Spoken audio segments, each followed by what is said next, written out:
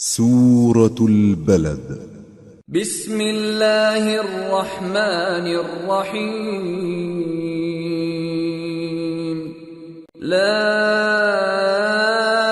أقسم بهذا البلد وأنت حل بهذا البلد ووالد وما ولد لقد خلقنا الإنسان في كبد أيحسب أن لن يقدر عليه أحد يقول أهلكت مالا لبدا أيحسب أن لم يره أحد ألم نجعل له عينين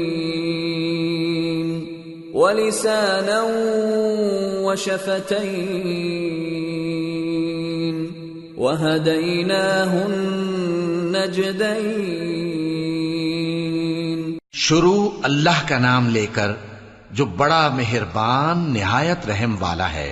میں اس شہر یعنی مکے کی قسم کھاتا ہوں اور تم اے نبی صلی اللہ علیہ وآلہ وسلم اسی شہر میں تو رہتے ہو، اور سب کے باپ یعنی آدم اور اس کی اولاد کی قسم کہ ہم نے انسان کو محنت و مشقت میں رہنے والا بنایا ہے.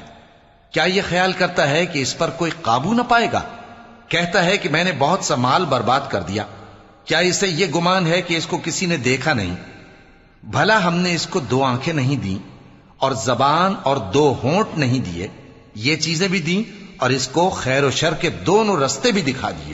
فَلَقْتَحَمَ الْعَقَبَةَ وَمَا أَدْرَاكَ مَا الْعَقَبَةُ فَكُّ رَقَبَةٍ أَوْ إِطْعَامٌ فِي يَوْمٍ ذِي مَسْغَبَةٍ يَتِيمًا ذَا مَقْرَبَةٍ أَوْ مِسْكِينًا ذَا مَتْرَبَةٍ ثم كان من الذين آمنوا وتواصوا بالصبر وتواصوا بالمرحمة أولئك أصحاب الميمنة والذين كفروا بآياتنا هم أصحاب المشأمة عليهم نار مؤصدة. مگر یہ گھاٹی پر سے ہو کر نہ گزرا. اور تم کیا سمجھے کہ گھاٹی کیا ہے؟ کسی کی گردن کا چھڑانا یا بھوک کے دن میں کھانا کھلانا، کسی رشتہ دار یتیم کو یا مٹی میں پڑے کسی نادار کو. پھر ان لوگوں میں بھی شامل ہوا جو ایمان لائے اور جو صبر کی نصیحت اور ایک دوسرے کو مہربانی کی تلقین کرتے رہے.